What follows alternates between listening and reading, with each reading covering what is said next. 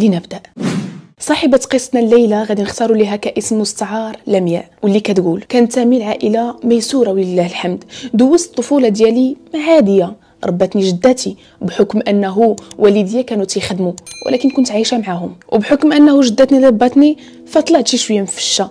المهم قريت في مدارس اللي هما خصوصيين وكبرت، ومن بعد مشيت لواحد المدينه واحده اخرى باش نقرا واحد الشعبه، وكنت جالسه عند واحد عمتي، ولكن في العطل كنت كنجي عند والديا باش كنشوفهم. واحد النهار كنت خارجه انا وواحد صاحبتي، تلاقيت بواحد السيد اللي تعرفت عليه واللي كانت عنده انذاك 27 سنه وانا عندي 23 سنه. بدينا كنهضروا، هو كصديق وانا كصديقه، لا اكثر ولا اقل. شويه غادي تقطع ما بيناتنا الهضره، ودازو بزاف ديال الايام وغادي يعاود يرجع يدوي معايا، ولكن هاد المره باش يعترف ليا شحال تيبغيني وباغيني للزواج. انا رفضت وقلت ليه بلي انه ما يمكنش تكون بيناتنا شي حاجه، لا معاك ولا مع شي حد غيرك، خصوصا باللي انه في ديك الوقت كنت مركزه على قرايتي. المهم كل نهار كنا كنتلاقاو كنخرجوا، وفي كل خرجه كيجبد لي الموضوع، حتى لواحد النهار قال لي: اذا ما قبلتيش باش اننا نكونوا مع بعضنا فنحبسوا هاد العلاقه، حيت انا ما مسلكانيش. فعلا لمده عام غادي نقطعوا العلاقه ما بيناتنا، حتى لواحد النهار غادي نكون غادا انا وعائلتي في الطوموبيل، حتى كيبان لي من مورايا في طوموبيلته، وهنا رجعنا كنهضروا وكنخرجوا. ووافق باش انه نبقاو اصدقاء، ولكن كان تيقول لي ديما راه الداخل ديالي فعلا تيبغيك. واحد الوقت بلا ما حسيت لقيت راسي بلي انني تنبادلوا نفس الاحساس، بمعنى عامي وليت كنبغيه، علما انه ماشي من الذوق ديالي ولا حتى من داكشي اللي كنبغي، فداك الفارس ديال الاحلام ديالي كيف تنقولوا.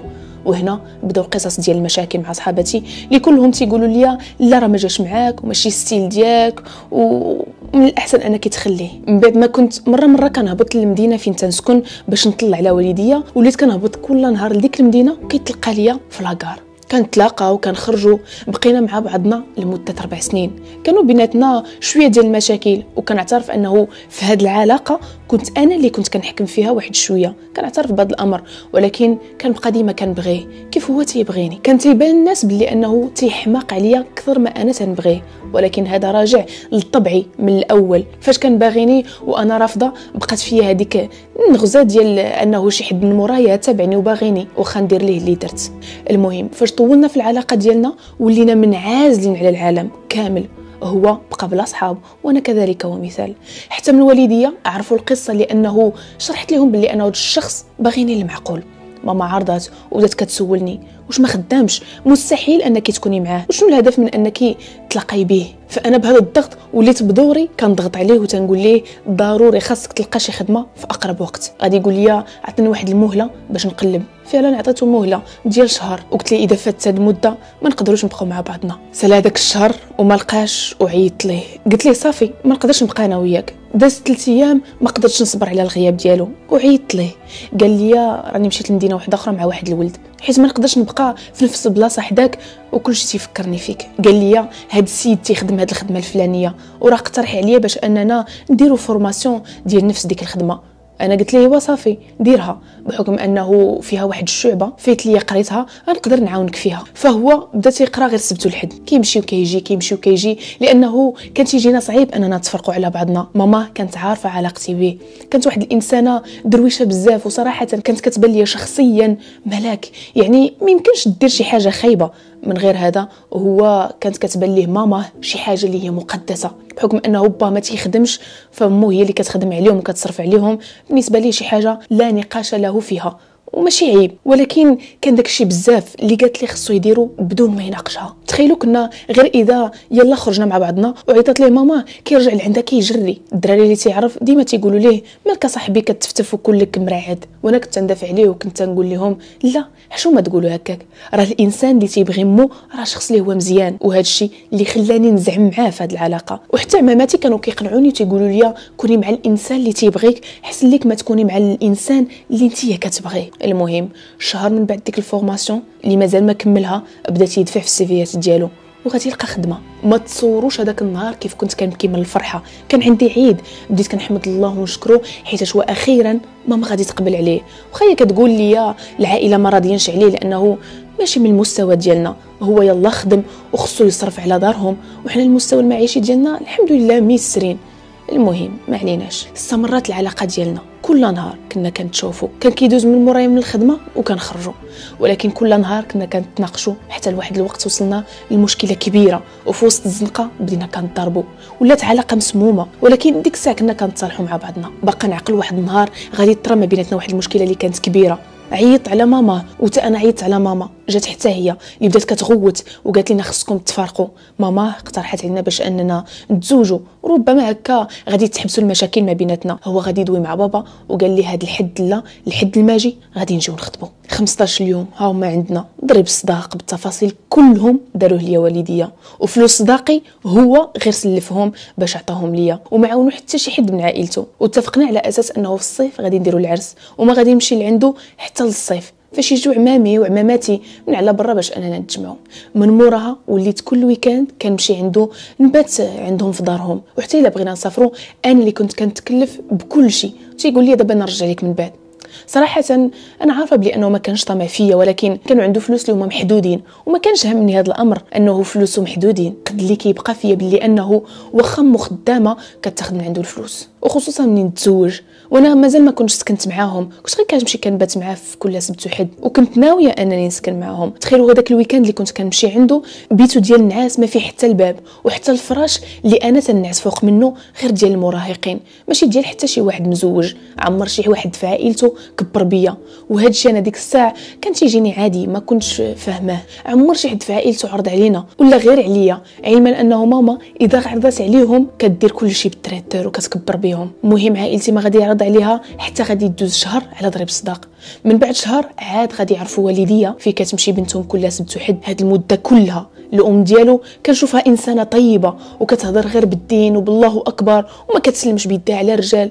انا كنت نقول مزيان هادشي تيبشر بالخير، لدرجه انه في فتره المراهقه ديالي كان عندي مشكل مع ماما اللي استمر واحد المده اللي كانت طويله. قلت بعدا الله جاب ليا مولانا واحد الانسانه بحال ماما غادي نحط عليها الراس، لدرجه كنت كنعاود ليها على كل شيء، حتى على علاقتي مع ولدها قبل الزواج. والديا صراحه كانوا كيثيقوا فيها، وتخيلوا كانوا تيقولوا لي راها انسانه طيبه وما نخافوش عليك معاها. وبكثره ديك الطيبوبه ديالها حتى اذا وقع شي مشكل تيقولوا لي غادي نعرفوا بلي انه انت اللي منك المشكل وماشي منها. وراجلي بدون سبب تيكون جالس وتيقول لي فراسك لميا اذا جاب الله ناض شي مشكل شي نهار بينك وبين ماما راه غادي نجي من جهتها واخا تكون هي اللي غلطه.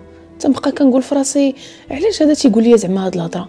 صحيح انا اللي كنت كنحكم في هاد العلاقه ديالنا، وكنبقى كنهددو باللي انه اذا ما درناش هاد الحاجه غادي نهز طوموبيلتي وغادي نمشي عند والديا. هذه الجمله الوحيده اللي كنقول، هذا هو النوع ديال التهديد اللي كنت كندير ليه. ببساطه كانت هذه هي شخصيتي. المهم وقت ما كانوا جايين عماتي كيجيبوا لي الكادوات كيعرضوا عليه، فبحكم انه ماما خياطه واحد النهار واحد عمتي اول مره غادي تشوفها بغات تمشي لعندها على واحد الجلابه، وانا نعيط على حماتي وانا نقول لها خالتي راه حنا جايين عندك العشيه انا وعمتي. وصلت العشيه فعلا مشينا. تخيلوا فاش وصلنا والله ما قالت لي ديك عمتي اللي عمرها ما شافتها حتى دخلي تفضلي تشربي كاس ديال اتاي. بطبيعه الحال ما تقبلناهاش حيت السيده اول مره جايه لعندك، وخوتها ديما كيكبروا بك. وفوق من هذا الشيء كله المحل ديالها من تحت الدار، حشومه ما تقولش حتى دخلوا تشربوا غير كاس ديال الماء واخا غير بالكذوب. وهذا الشيء راني علمتها في التليفون من قبل، يعني بامكانها انها تجيب غير شي قرعه ديال المناضه او لا اي حاجه من الحانوت او لا غير تقولها ماشي حتى ضروري انها تطبقها. وهنا انا بقى فيا الحال وقلتها لراجلي، قلتها لولدها، قلت لها شنو طرا فلان وشنو طرا وشنو طرا. وانا دابا ما بقاش عندي الوجه اللي يشوف في عمتي، وهما تيكبروا بكم كاملين، وانا ربي شاهد عليا بلي انه ديك حمتي جايبه معاها كادوات ليه والماما، وكتقول لي حشومه اذا عرضات علينا المراه خصنا نلبسوا البلدي عندها وندير لها معايا هديه. جبت البلدي غير على قبلها على اساس اننا غادي نتعارضوا باش يكون داك التعارف ديال العائله، لكن للاسف ما كانش هذا الشيء. فاش تناقشت معاه على هذه النقطه بدا تيقول لي انا ماشي سوقي، وهنا بداو نقاشات اللي تيوقعوا مره بدا كيتصرف التصرفات اللي كانوا صبيانيين. غادي يجيو خوالاته، ووقت ما درت معاه شي رونديفو تعيطوا عليه راه خصنا نمشيو لهاد البلاصه كيسمح فيا وكيمشي معاهم. هادشي كله ماشي مشكل حتى لدابا، ولكن الصدمه الكبرى هي هادشي اللي جاي. جا العيد الكبير وانا ما تناكلش اللحم وما كانش عندي مشكله، ولكن قبل ما يوصل العيد بسيمانه غادي نتلاقى به على اساس انه مورا العيد غادي نروح معاه للدار، زعما غادي نديروا الحفله وغادي نمشي معاه، حيت عائلتي كلها فراسها هادشي وكانوا مجموعين باش نحتفلوا، علما انه مازال ما صوب البيت فاش كنا غادي نعيشوا. والله العظيم هاد القضيه ديال البيت عمرني ما قدرت نقولها حتى لوالديا. المهم بقى تيقول لي يلا نباتوا مع عائلتي كلهم مجموعين في واحد الدار في العروبيه. قلت ليه واخ نمشيو، ولكن بشرط عافاك فلان نرجعوا ما نباتوش. قال لي علاش؟ قلت لي راني ما نقدرش حيتاش شي بلاصه فيها الحشرات عندي حساسيه منهم، كيبدا كينوض فيا الحبوب كنبدا كنحكو. قال لي صافي واخا غادي نمشيو غادي نرجعوا. وعدني. مشينا جلسنا معاهم طاح الظلام وبدا تيحرجني قدامهم تيقول لي نباتوا، وهما بداو تيقولوا ايوا باتوا. بديت كنقول ليه بيني وبينه لا راه اتفقنا، وبدا تيقول لي لا راه غادي نباتوا، بحال ما دويناش وما تفاهمناش من قبل. في الاخير غادي نبات، ودوزت هادشي بشغيمه ديال الماء لغت لي فقنا ووصلني للدار وضحكنا كانه شيئا ما وقع. من بعدها مشى كيوجد باش انه لا غد لي يمشي لواحد المدينه واحده اخرى اللي عنده فيها اجتماع لمده يومين، وهنا غادي تكون اخر مره غادي نشوفه. غادي يهز ليا ساكي هبطوا ليا سلم عليا وقال لي بسلامه، لا غد ليه دوا ليا وقال لي راني وصلت لهاد المدينه واش انت لاباس عليك. عاودنا هضرنا بالليل، لا غد ليه نتاع النهار الاخر دوا ليا فينك ما فينك وجدي ساكك انا راه غادي ندوز عندك للدار. صباح الصباح ما هضرش معايا النهار كامل، سولت فيه بالعشيه بدا تيقول لي بعدي مني راني معصب مع الخدمه وبدا تينقر. قلت له دوز عندي للدار، قال لي خليني حتى نوصل للدار بعدا. قلت له ياك لاباس فلان شنو كاين؟ ما بغاش يدوي. وانا نقول لها جي عندي للدار، لا ما غاديش نجي. تنقول ليه ياك لاباس راني موجوده من الصباح وانا كنساينك غادي تجي. شديت معاه العكس، هو تيقول لا ما غنجيش وانا تنقول لا غتجي. غادي يسبني وغادي يقطع عليا التليفون، وكانت هذه اخر مره ندوي معاه. لا غد لي كنصون عليه والو، غادي نمشي لدارهم ما كنلقاش.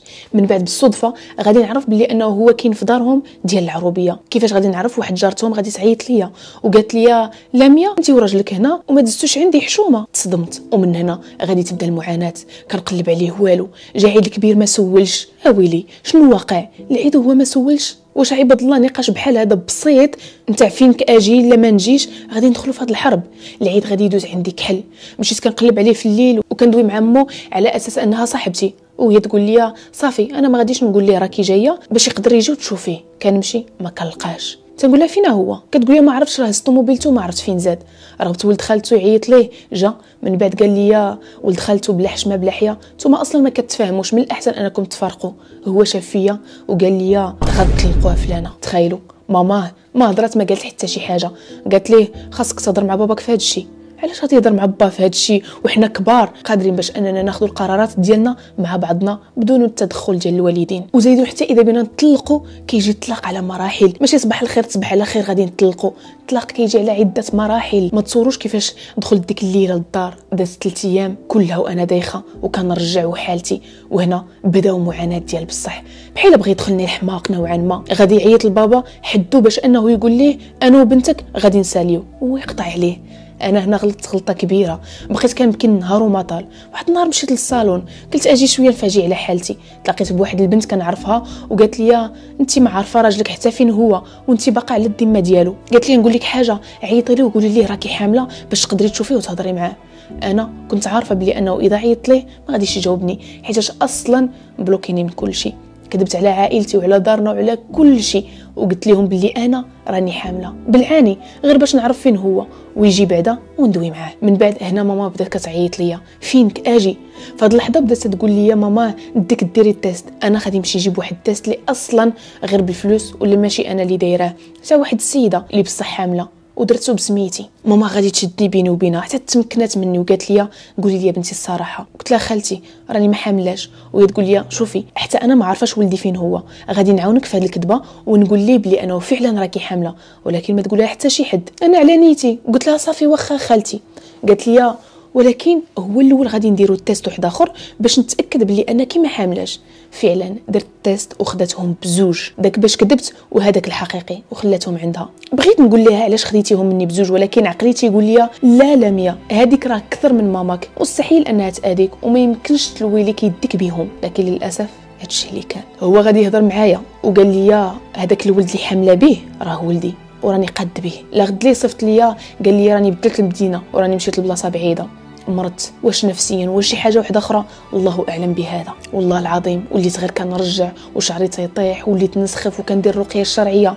دخلت واحد وسط العالم اللي ماشي ديالي نهائيا، وليت 24 ساعه على 24 ساعه وانا غير تنبكي. واش عرفتوا شحال ديال العذاب دوزت كل ليله كنبكي وكنحط يدي على فمي باش حتى شي حد ما يسمعني. والديا ما تجرأتش وما عمرني تجرأت انني نقول لهم الصراحه والتفاصيل. سيدنا رسول الله تيقول لك كسر المراه طلاقها، وانا ماشي غير تكسرت، انا تفنيت، بقى فيا الغدر، حيت مور هادشي كله ما بقيتش شفتو. مو تنعيط ليها فاش لقيتها في المحكمه، بديت كنعنقها وكنبكي. هو في الجلسه دخل عند القاضي وتيبكي وكيقول لهم انا تنبغيها ولكن ما نقدرش نبقى معاها وما نقدرش نشوفها. علاش فلان وكيفاش الله اعلم.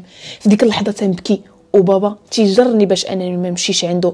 عمرني نسى هذاك النهار نهائيا.